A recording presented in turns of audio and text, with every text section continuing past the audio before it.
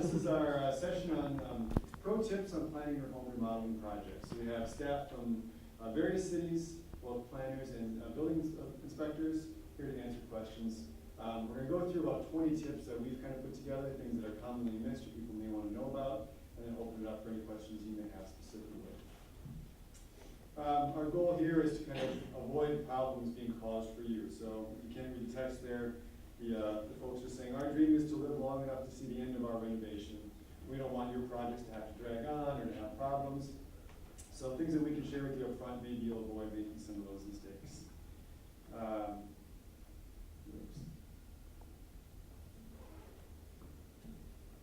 Who are we? I'll let everyone introduce themselves, but just, my name is Jason Zimmerman. I'm a planner for the city of Golden Valley. I've been here about 5 years. I'll have each of our panelists introduce themselves as well. I'm Dave Scallett, building official for City of St. Louis Park. I've worked with St. Louis Park since 2008. I'm Grant Sala. I'm building inspector going on 4 years for the City of St. Louis Park. I'm Drew Ingvelson. I'm a planner at the City of Minnetonka, and I've been there for just under 3 years. And I'm Brian Stevens. I'm a building inspector for the City of Hopkins. Dan Anderson, City of Golden Valley. Been inspector there for about 4.5 years.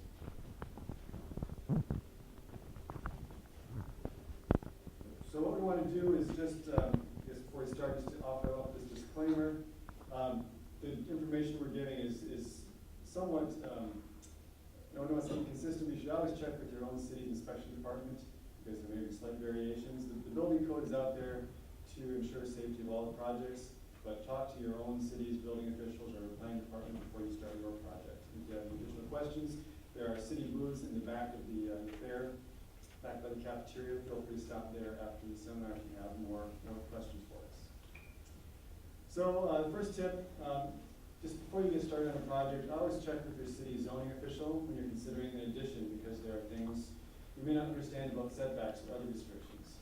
So City of Minnetonka, you want to just comment on that? Absolutely. So it goes right with our disclaimer to call your city right away. We appreciate getting phone calls in, right when you're starting the project so you know exactly what sort of rules you're going to have to start. Looking on here, it shows setbacks. So a pretty common thing is having a front yard, side yard, and rear yard setbacks. Every city is going to be different. So if you move, that might be different from what city you're at previously. Going even beyond that, you might have natural resources around you, such as wetlands or floodplains, trees or different things that might have regulations with it too. So it's always good to call right away just so you know what sort of parameters to look at with your project. Tip 2, permits are needed for a variety of projects. We have a handout that kind of lists them for you. This is from the St. Louis Park Code. It just talks about all the different things that are done on a structure or on your property that may require a permit. And I will let St. Louis Park kind of talk about that a bit more. Sure. Minnesota State Building Code under Minnesota Rules 1300. If you repair, alter, or replace any portion of the electrical, mechanical, building, plumbing systems, you're required to pull a permit. Basically, there's a few exceptions that fall out of that rule. One of them's an oil derrick, which that tells you how extreme the building code is on permitting requirements. So basically everything you do for any type of repairs in your home, you'll need a permit for. If you have any questions, you can always call your city just to Sure. say, here's what I think they're doing, do I need a permit for it or not? Yeah, absolutely. Tip number 3, again, contact your city zoning official if you're considering remodeling for an investment property, because there are rental licensing rules that may apply in your city. It's very ironic that my city has this because we don't have any rental requirements, but a lot of the other cities actually do. So if you might have to get a rental license. Also, it just maybe goes a little bit off of this, but if you're actually renting another part of your home or if you're putting someone else in there, that might be something to check in with your city to make sure that that's something that's first off allowed, and if there's any other things, any other requirements that you need with that. Our 4th tip, how to find a contractor. You may find one here tonight. There are references such as the Better Business Bureau and the Minnesota Department of Labor. We have a handout for that. And then kind of going along with that, how do you make sure that you found a good contractor? In St. Louis Park, you want to comment on some tips for that? Yeah, there's a lot of different ways. Better Business Bureau, the Department of Labor and Industry has stuff on it. Referrals are probably one of your best bets. Try and find somebody that's worked with that contractor before, because they actually know how that contractor works. And you know, make sure you do a thorough job search of them. You know, sit down, interview them, talk to them, see what they have to say before you hire them. Tip number 5, this goes along with that, thoroughly discuss the project schedule with your contractor. What happens if you have a design change in the middle of the project, or a material that you wanted to use is out of stock? How do you handle that? So this is one that can get people, you know, let's say you've picked out the perfect tile for your bathroom, and all of a sudden you're finding that local stores aren't carrying it any longer. You have to source it from further away. Or maybe as you start to build a room out, you just decide, well, this isn't going to be large enough. This isn't going to fit with our needs. It's really a time to kind of stop, check back in with the city inspections, talk about, you know, how do we make this new plan right, and what processes do we need to go through with the city in order to make sure that we comply, because sometimes people get lost with changes that they want to make without kind of going back through some of the earlier steps in the process. Tip number 6, you may not know, but homeowners can obtain permits for doing the work if they're doing the work themselves. We have a handout that covers 20 tips for remodeling. Yeah, in the back we have the handout for 20 tips for remodeling. In St. Louis Park, if you're going to pull the permit, you have to be a homeowner and occupy or plan to occupy the property when you are done. Otherwise, you need to hire a licensed contractor to do the work. Don't get caught up in the trap where the contractor comes out and says, you pull the permit and I will, you know, do the work for you. But ultimately, if you pull that permit, you will be responsible for his workmanship as well, and including his insurance. If something were to happen to him on your site while he's working, that could be a potential downfall for you. And the good contractors are all licensed, and they're bonded, and they make sure that they're up to date on all their licensing. So it's best to offer a licensed contractor when they're doing work for you. And he also mentioned bonding. In a residential setting, it's not necessarily a bond, it's insurance that actually the state requires them to provide proof that they have insurance to keep their contractors licensed. So don't get caught up on the difference between license, insurance, and bonding, because bonding is more in the commercial side of things. Some residential contractors do carry a bond, but they're all required to carry insurance to have a license. Tip number 7, if your start date is critical, we recommend contacting your city's inspection department in advance to understand any delay or what the time it will take to do your plan review. Yeah, so here is a great time to check in. Different types of projects take actually longer to get through the city. Some projects that involve exterior work may take longer in plan review because now they're touching multiple city staff who are reviewing the project. If you call right now, my guess would be you're going to find lower plan review times than if you call, say, in the peak of spring when a lot of projects are coming in. So check in, let the city know when you think you might be doing the project, and that'll give you a more accurate estimate of how long it's going to take to get the plans back to you once you have your drawings all complete. And just let us know when you think the plans will actually be arriving at the city. A lot of times people are planning things for years, but maybe they don't get all the paperwork done until a critical time in the spring when we see a big rush of plans. Tip number 8, use a licensed contractor. They are required to pull their own permits. As we mentioned, the homeowner is ultimately responsible for the remodel. Yeah, I think we've touched on this a little bit already, but if you go to the Minnesota Department of Labor and Industry, right on their front page, I believe somewhere on the front page, you can actually look up a contractor by the name of their company, by person that owns the company or by their license to see, make sure that their license is still valid and current, and if they've ever had a judgment against them, a customer complaint, and the state sought, I don't know what the proper word would be. It's just a judgment to see if they've ever had anything against them. So that's a really good way to look up a contractor and see, you know, as long as they have a license and if they're current. Tip number 9, now we're getting into the actual project. You should require the contractor to post a building permit inspection card in a noticeable exterior place. This helps ensure your contractor has paid for the permit and also helps reduce the number of calls or questions from neighbors asking about your project. This is one that serves multiple functions. The cards will be different depending on which city you're in. Ours are bright orange. And posting that is going to make your life a lot easier. One, it's going to be a reminder that you should be checking in with your contractor, or if you are doing the work, that it's going to kind of list some key phases for you.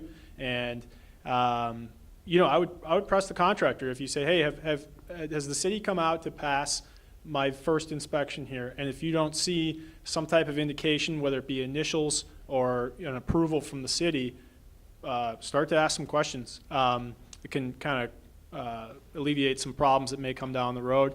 And then, like we mentioned, sometimes, depending on how great the scope of the work is, you will have some interest from some of the neighbors, and they'll want to know that things are being done safe and correct. And the way, one way of ensuring that is to see that a permit's been applied for and that those inspections are taking place.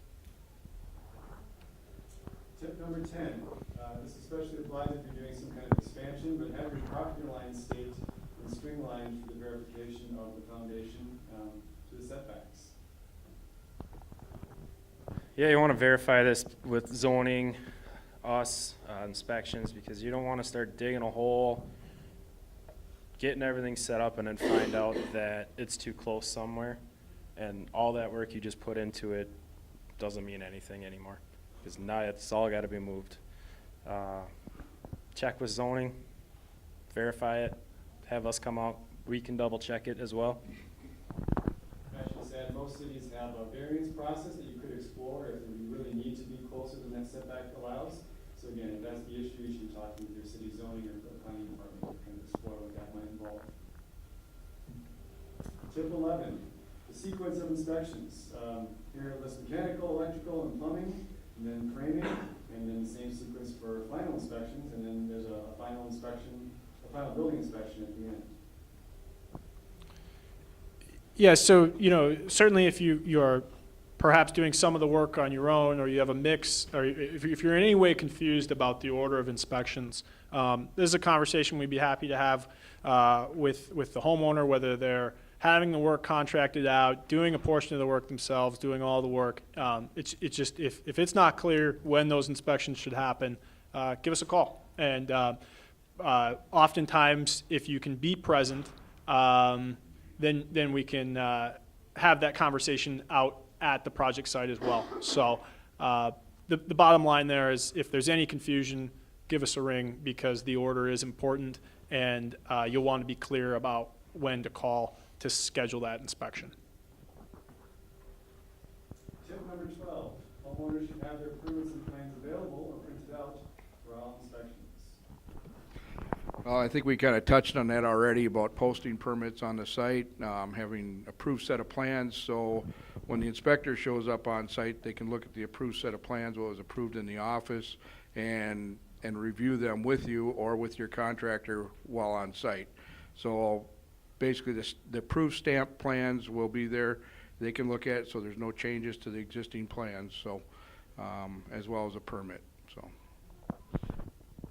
And to go off of that, our tip 13, contact your city inspection department if changes do occur, excluding some finishing changes, I guess.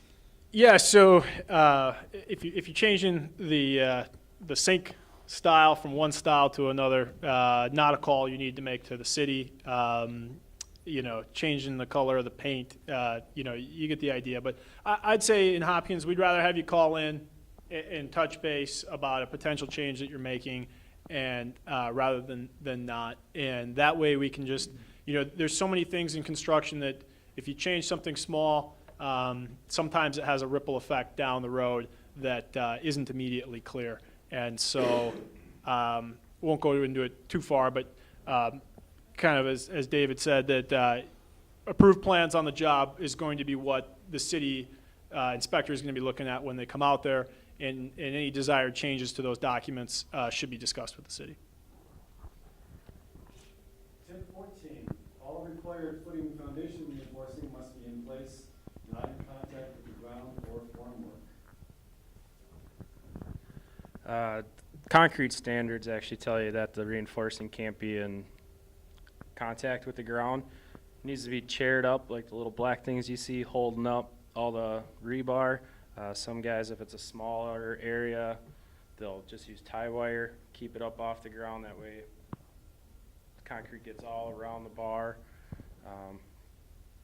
This is a good photo too about the setbacks, that if you have all that in place and you find out that your setbacks are wrong, all that is moving. Tip 15, homeowners need to update smoke detectors and CO monitors per code. Yeah, so there's some graphics on the screen about important places to have those detectors. You may or may not be aware of certain projects that will actually require you to install some smoke detectors and carbon monoxide detectors throughout the house. And depending on how much you're getting into the ceiling, there's some other additional rules there that go beyond just having them in the rooms. Beyond that, these detectors will expire after a certain period, and it may just be time to update old detectors that aren't as loud or just aren't as capable anymore. That'd be a great thing to discuss at the beginning of the project as well. Tip 16, radon mitigation is not required on additions unless the existing homeowner already has one, but testing of radon is suggested and recommended. Well, I guess I don't really know how to follow this up. The city of St. Louis Park we do look at radon systems when they're being installed, but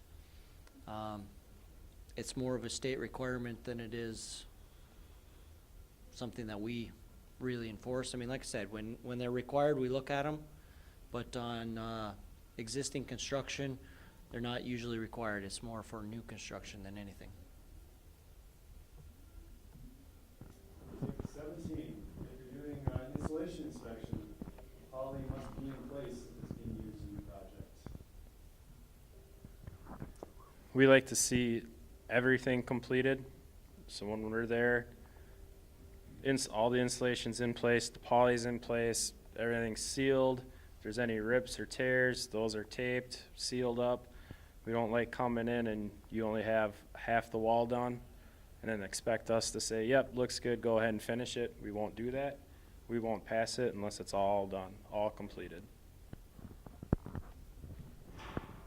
Tip 18, dealing with mechanical fasteners and hangers. Proper nails need to be used, and the right bracing in the right locations for decks.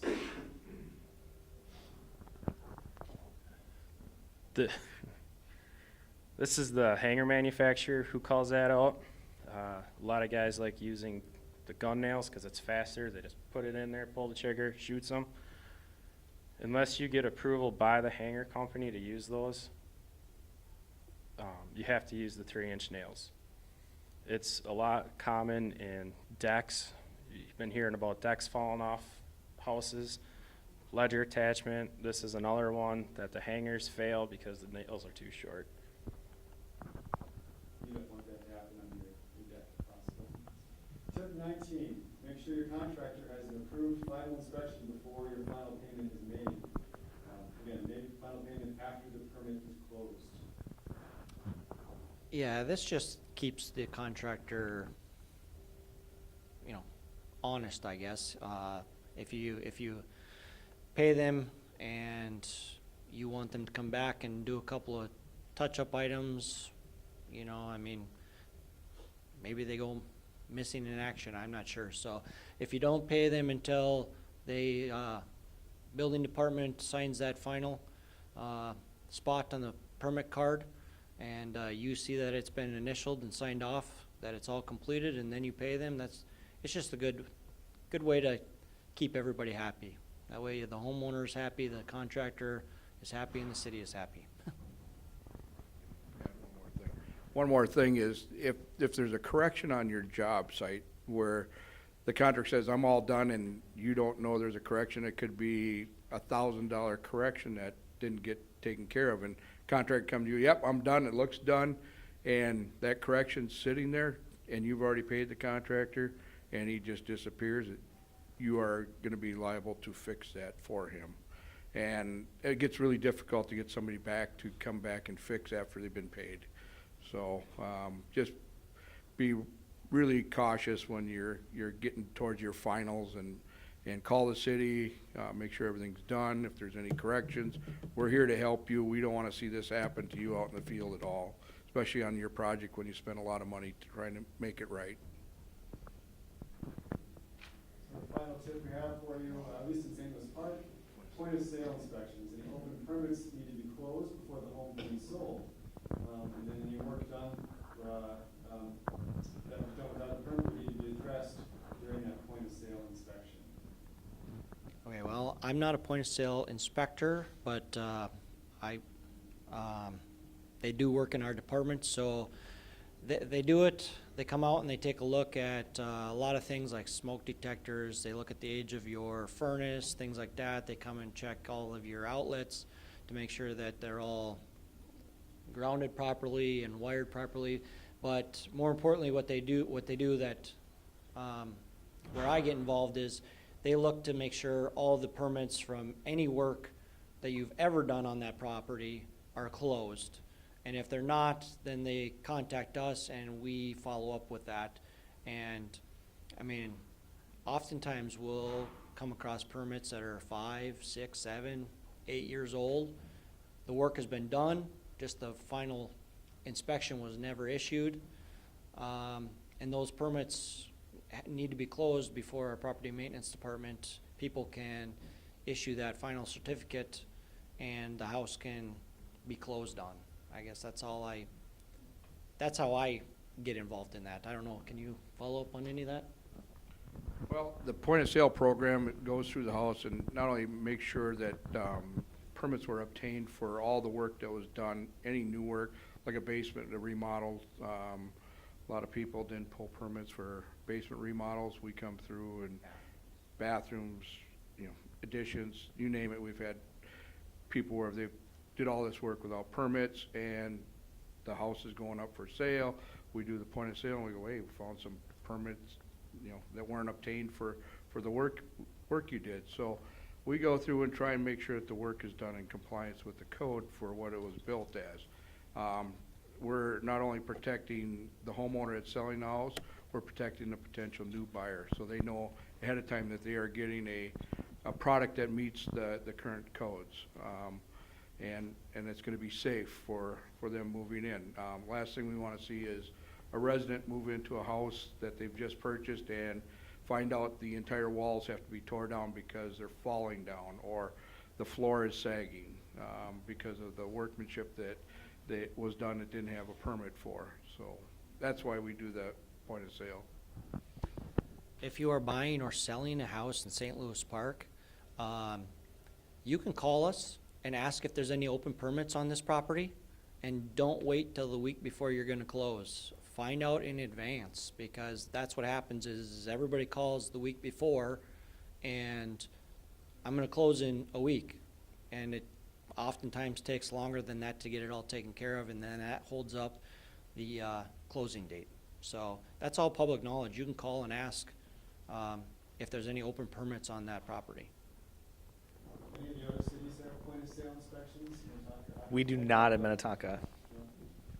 And we do. The process that they described is spot on for us as well, with the purpose and the process of closing that, so. So options in St. Louis Park Golden Valley doesn't. So those are our 20 tips, things that our inspectors have noticed and wanted to share with you. Again, the disclaimer is you should always check with your own city's requirements before you start your work. Feel free to, talk to our inspectors here or visit our city booths. I guess at this point, we're going to open it up and there may be questions that you have. You came with some prepared, and our inspectors are happy to kind of tackle some of those. What if you find that there was a project that had been done without a permit? What city are you St. Louis Park, I'm sorry. So I'm just going to repeat for the camera. What if you could find out there was a project that was done without a permit in your house? How should that be handled? So we'll do a consultation, doesn't cost you anything. We'll have maybe a building inspector, electrical inspector, and possibly a plumbing inspector come out. We'll come out and evaluate the work that was done and kind of make a decision on what's gonna take place from there. We'll make you pull permits for the work that was done. Let's just say you finished a bathroom in a basement. You'll be pulling a building permit, plumbing permit, electrical permit, probably a mechanical permit, and depending on what we can see, what's available for us to see, maybe you had some pictures of the process of the work that was done that we can look at. We'll base our decision on where we go from there. If it's all completely covered up and we suspect that some of the work doesn't meet code, unfortunately at that point we would probably make you open up some sheetrock and to take a look to see that it was done to code. Hopefully it doesn't come to that, but sometimes it does come to that. And you also mentioned that you have to pull a permit for repairs, so if you have a leaky toilet and you call a plumber, do you have to get a permit for that? Yes, anytime you disconnect a fixture from, Depends on what the leak is. I mean, if you're gonna replace the fixture, that's one thing. But if you got a leaky tank bowl assembly, that's a little bit different. That's more of a maintenance, item. But the big thing is we wanna make sure that if they're replacing a toilet, that the toilet gets sealed down properly to the floor, so we're not having water seeping underneath, into your wood floor, causing rot to your floor. We wanna make sure that that plumber or whoever does the connections makes sure it meets what the requirements are and protects you as well. and by all means, if it's a Saturday or Sunday or it's midnight and your water heater blows up on you, have the work done, and on Monday, come and get a permit. Don't wait. We're okay with that. That's fine. Emergencies are okay. Yeah. And I guess just to add on to that, often people have the perspective, well, I'd have to pull permits, ridiculous, I'm just gonna ignore it. And it's for these safety reasons or for the kind of long-term maintenance of your home that make sure the work is done correctly to protect your investment. So that's why, even though it can seem to be a hassle sometimes, it's important to do. Other questions from the audience? Yeah.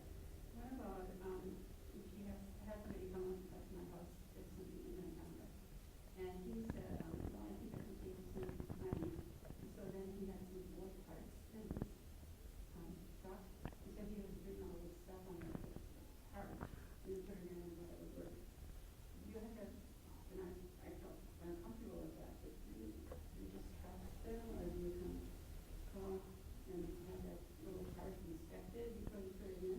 Or how do you handle things like when? Yeah, that's a tough one. I might give that to one of our inspectors here. Yes, since he's a planner, I don't know the nature. Was it a mechanical or plumbing system?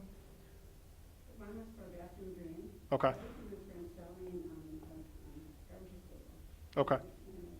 And, One thing I could say for Hopkins is that'd be a time when you could call in. We have, in Hopkins, we actually have a specific plumbing and mechanical inspector. A lot of these other cities, they have staff that do all the inspections combined. But find a time to give us a ring.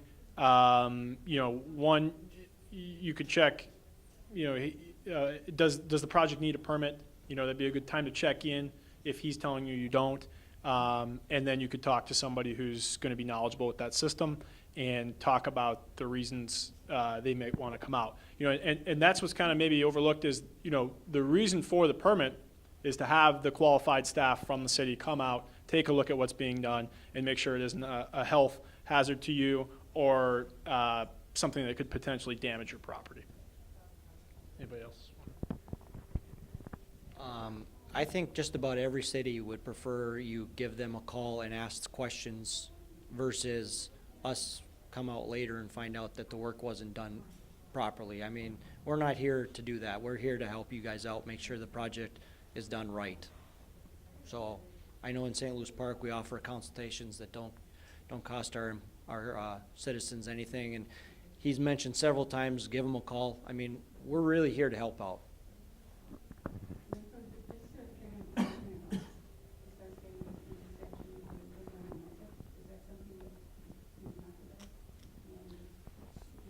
So we're a little bit different from other cities where we don't have a point of sale. So we don't require someone to do that. That's something you'd have to figure out with your realtor. Other audience questions? Sure. I'm for a bathroom in Minnetonka. In the basement, 60-year-old rambler. I already talked to Minnetonka about this. I glued and completely sealed it up, polystyrene right to the cinder blocks. And from there, I'm redoing a existing shower that was there with some mold. Somebody didn't do it right, so I took all that out. The question is, I know I need a 15-minute fire barrier in front of that polystyrene because it's not rated. Behind the shower portion, do I need to put a fire barrier there so that protect that polystyrene? Who up here is going to bail me out? Maybe it's a little tricky. The manufacturer of the insulation will actually have the requirements that you are required to follow. It'll say it right on the product. And at least in St. Louis Park, that's the minimum that we require. So the manufacturer of the product lists it as part of their product. So that's what we tend to follow. So whatever that product is, and every product could be slightly different. So whatever your specific product is, maybe look that up and see what their manufacturer's installation guide says, and that would be what we would require. Yeah, maybe I didn't say that right. This isn't about insulation. Polystyrene is, water just can't ingress through it at all, and it's a really good insulator. Problem is, you need a 15-minute fire barrier in front of it in your house to meet code. And I can put a hardy board in front of it, but if it's behind the shower, it's protected. I mean, if a fire's gonna get to the point where it's melted the shower down, the house is already probably half burned down. I would say I would require you to have your thermal separation. Anybody else? Yeah. Yes, I would require it.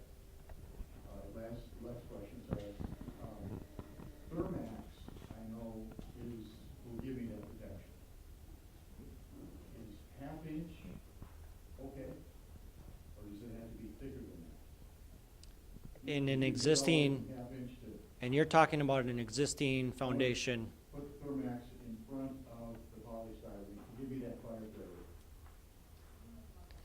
barrier. Boy, I don't know that I would consider, the Thermax itself is thermal rated, so that product itself says you do not need to cover it with another ignition barrier. I don't know that product itself is considered an ignition barrier, like sheetrock or.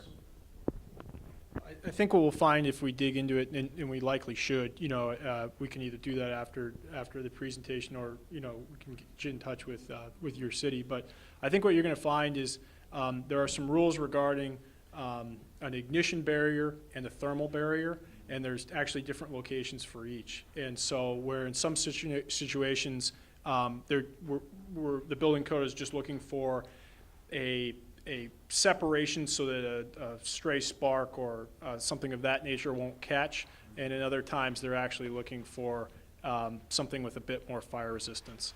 And in that specific scenario, I'd probably have to look into the book, and we'd probably have to just kind of take a look at the actual cavity that was, being insulated. And we can certainly do that. I think the safe bet is to put up, rock wool. That'd be the safest thing, certainly. Nobody's gonna do that. Yeah, that'd be our recommendation and the safest thing to do. Great, other questions? Central Park requires that you put an egress window in the basement if you're adding a bathroom. Why is that? Egress window in the basement. It's actually part of the code, and it's the first line says basements, so it's required as part of the building code, and St. Louis Park enforces that part of that code. Does the egress window have to be put in before you can put in a bathroom? It would have to be part of the project, included as part of the project. So you could start a bathroom before the window. As long as you have a permit for the egress window, or it's listed as part of the scope of work that you're going to do, yes, you could start the bathroom, and then before we'd final out the project, the egress window would have to be completed. And it's just one egress window? So it's only one. Now, if you, well, I was gonna get to that part, yes. So if you have a bedroom in the basement, correct. So if you do have a bedroom, it's required to be in the bedroom. If you do not have a bedroom, you are just required to have a single egressable window anywhere that it is readily accessible. Okay. Yeah. And if you have questions about that, again, we'll do a consultation. We'll come out to your house and talk about it right on site. But the window doesn't have to be in the bathroom, the egress window. No, it does not have to be in the bathroom. Other questions? Yeah. Is there a minimum insulation I need for a 60-year-old Rambler? It's never been insulated, even in the 32 years. I've done a little bit just because of the bedroom downstairs situation. Are you talking about like a basement or? I'm sorry. So an existing foundation wall is or later than 2009 is actually exempt from the insulation requirements. There was a group upstairs that told me specifically, no, you've got to be, it's I think R12, something like that. Okay, I've never heard of that, but. No? I'm sure you just made it up. No, existing foundation walls have an exemption from having to meet the insulation value. And, yeah. Yeah, if you do choose to insulate, you need to meet the code minimums. So you do not have to insulate. If you choose to insulate, whatever type of insulation you use, you have to follow the code. And that would be, does it vary with different cities? No, it varies with different types of insulation. So if you're using bad insulation versus spray foam insulation, those energy codes read slightly different on how those products are supposed to be installed. Okay, what about polystyrene? They would never put that insulation right up against the wall in the basement. If you're putting that up against the wall, that's a pretty common application, For the bad insulation or the polystyrene? polystyrene.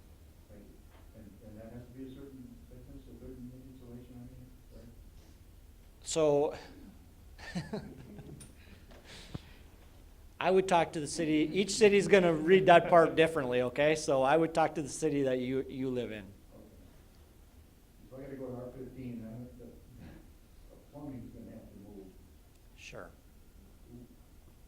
Okay, well. We'll get you some contact after before you leave. Yeah, I would We'll get check you with your, contact before you leave. yeah, I would check with your specific building, because we might look at that differently than they do. But for that particular type of insulation to be right up against the block is a pretty common application that we see anyways. Yeah, everything I've ever read, there's a company called Building Science Corp. Have you heard of them? No, I can't say that I have. Well, you seem to have some pretty ironclad stuff. I watch videos with, I know it's on, a lot of it's online, but hooked up with the University of North Dakota and studies that they've done up in the Red River Valley with homes that have gotten flooded. Things like polystyrene right on the wall. Sure. Now, are you using just the polystyrene itself, or are you using like a complete wall panel? Like everything's all together in one? Am I gonna get in trouble if I answer that? No, but what I was going to say, you don't have to answer. But when you use they take a product, when a manufactured company takes a product and puts it into another product, now all of a sudden that requires what we call a listing. And products have to be listed to meet all of the requirements of the code. So one product on its own might meet the code minimum, but if you take that product and put it in together with another product, it all of a sudden might not. Okay. So you have to be careful with that. Yeah, it's just a bathroom, and it's burning studs in front of the polystyrene, and then the flare barrier in front of that. And I can't have any paper in that bathroom. That was my wife's nose. They did find some mold down there after some time. A little bit, but you can't have the spec in my house. Okay, I'll talk to the guy. Bring it up to us. Thank you. Sorry about holding you up. It's all right. More questions for our panel? And do you have to have, gutters, inspected in your plan for that type of, I'm not aware of it. Gutters are not a requirement by the code, so is there a distance from the house that the water, well, you're supposed to have your grade slope away from your house. that doesn't mean that, you haven't been looked at. Well, when they put gutters up in St. Louis Park, we do not inspect it. We do, because our houses are so close, from time to time we have some drainage issues, but that's the only time we get involved as far as gutters are concerned. Yeah, I guess I would say the same for Golden Valley. Have rules about directing water away from your house. You don't want to direct it into your neighbor's basement. So you may want to talk to someone. We have some recommendations about how far before it discharges or what direction. Yeah, so. Yeah, so we can talk afterwards too, but our engineering staff will look at that for regarding with drainage, if there's some drainage concerns about that. It really won't be more of a building code part. The gutters is sort of separate from that, but if you are thinking about you have some drainage concerns, that's something you can call a city, and probably engineering staff would be the best people to talk to. And the only thing I'd add is if you have a basement that's never experienced much water coming through, and all of a sudden you start to have some, one of the very first things to look at is that downspout. You know, maybe everything looked good when they installed it, but it's, you know, missing a part that secures the bottom of the boot. And I can't tell you how many houses I go to that experienced some new water infiltration that was related to some changes with that gutter downspout. So just something even, yeah. Yep, so just even if it's not something the city comes and looks at, it might be a discussion point to have with that contractor, how it's going to remain attached. And if it makes sense for, you know, when you're clearing a sidewalk from snow, or, you know, is that something, is it a downspout that's going to hold up as you do your daily activities around the house? Other questions? Still a few minutes. If not, go ahead. It seems like today, a lot of people, probably more people when I talk to friends and people that think a lot, so we'll get into talking about projects. They might bring the project up, and then rock wool. I'm sure most of you know what rock wool is. It's, you could use it in place of fiberglass. It's probably twice as much money, but it's got a lot of positives. Mold, mildew, it's got a higher insulation value, it's more dense, it's even soundproof. And you can't burn it, it's fireproof. I just don't know how